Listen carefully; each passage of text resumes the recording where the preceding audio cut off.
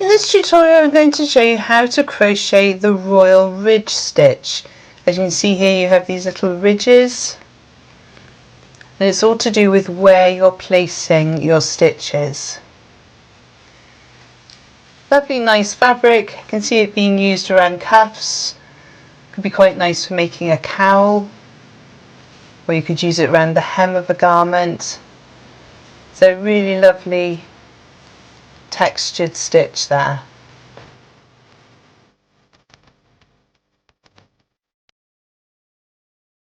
So for this tutorial I am going to be using an Aran weight yarn.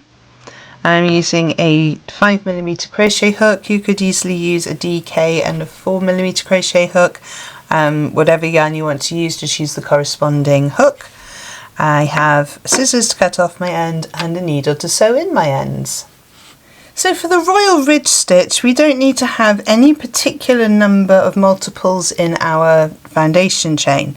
So you can make it as wide as you like, not worrying about counting the multiples, and you need to add an extra one on the end to give us the height. So make a slip knot in whichever way you prefer. And then we're going to make our foundation chain. So we yarn over, pull through the loop on the hook. That's 1, 2, 3, 4, 5. I'm going to go up to 15, so I will see you in a moment. Pause the video now whilst you make your foundation chain. So I have my foundation chain of 15 stitches, and I'm going to do one more for my height for my turning. So the first row is a very simple row. We're going to be doing a double crochet in the second chain from the hook.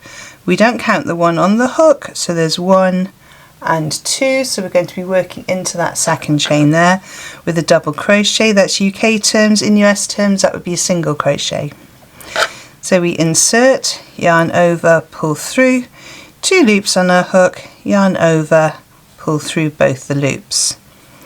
Insert into the next stitch, yarn over, pull back through, 2 loops on your hook, yarn over, pull through 2, and we're going to work a double crochet into every stitch all the way back down to the end of the chains. So pause the video now and I will meet you at the end of the row. So I'm just working the last double crochet of the row, and there we have row 1 complete. For row 2 we're going to chain 1. Now our chain 1 doesn't count, which means we're going to be working into that very first stitch there, so right at the bottom of the chain 1, and in there we're going to work a half treble. That's UK terms. In US terms that would be a half double crochet. So we're going to yarn over, insert into that first stitch, yarn over, pull through. You've got 3 loops on your hook, yarn over and pull through all 3 loops. And that's your first half treble. Into the next stitch, yarn over, insert, yarn over, pull through, yarn over, pull through all 3 stitches. Yarn over, insert, yarn over, pull through, yarn over, pull through all 3 loops. And again we're going to be working all the way down our double crochet stitches, and working into those double crochets with half trebles. So work your way down to the end of row 2 and I will meet you at the end.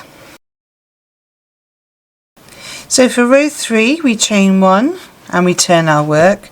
That chain 1 doesn't count, so we're going to be working into that first stitch here. Now this is where the slight difference comes into ordinary just half trebles back and 4. We're going to be working into the 3rd loop. So if we just twist our crochet around slightly, you'll see that we have our front and our back loops here. Let me just zoom in a little bit. So front loops, back loops. We're all used to working into either both of them, or back loops only, or front loops only, depending on what the pattern calls for. This one's going into the 3rd loop. So if you see, we've got loop 1, loop 2, our loop 3 is just in front of that stitch there. So you've got loop 1, loop 2, and then loop 3 is here. So it's a little trickier at first, but once you get the hang of it and you get more into making this pattern, you'll find that you'll pick it up really easily. So we've chained 1 and we've turned, and we're working into that front loop with a half treble.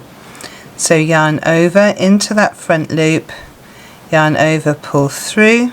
You have 3 loops on your hook, yarn over, pull through all 3. Yarn over into the next 3rd loop of the next stitch, yarn over, pull through, 3 loops on your hook, yarn over, pull through all 3. And we're just going to work into that 3rd loop, and you'll notice now, you've probably never noticed it before, but you will notice that 3rd loop now the more you work into it. So yarn over, insert into the 3rd loop, yarn over, pull back through, yarn over into the 3rd loop, yarn over, pull back through. So we're going to work our way all the way down this row 3, working a half treble into each of the 3rd loop of each stitch. So pause the video now whilst you work down the row, and I will see you at the end.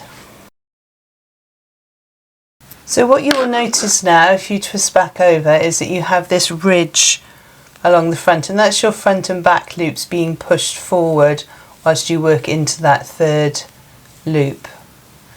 So when you come to your last stitch, it looks like you've got a front and a back loop there, and you've got to come in here. But if you actually twist it round to where the other front and back loops are, you'll see that those are the front and back loops there, and we're working into this loop here. So let me just get my needle again to show you. So our front and back loops have been pushed forward here, therefore those are the front and back loops. Oops, there.